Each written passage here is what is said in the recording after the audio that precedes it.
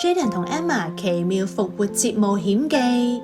有一日嘅早上，喺奇妙森林入面 ，Jaden 同 Emma 收到一封復活兔寫俾佢哋嘅信。復活兔邀請佢哋一齊去玩尋蛋遊戲，一齊去冒險啦！佢哋睇住地圖，走過彩虹橋，仲經過一條好味嘅朱古力河。佢哋揾到嘅復活蛋入面，原來有一個開心嘅小驚喜。呢隻蛋話俾我哋知新生命嘅奇蹟。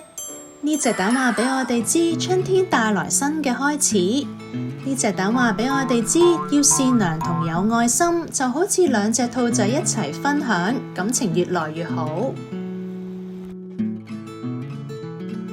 喺呢個特別嘅日子 ，Jaden 同 Emma 學識咗分享會令快樂變得更加多。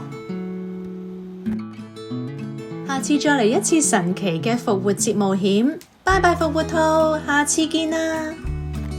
用善良同愛去慶祝復活節快樂！記得 share、like 同 subscribe。Remember to share, like and subscribe. See you next time!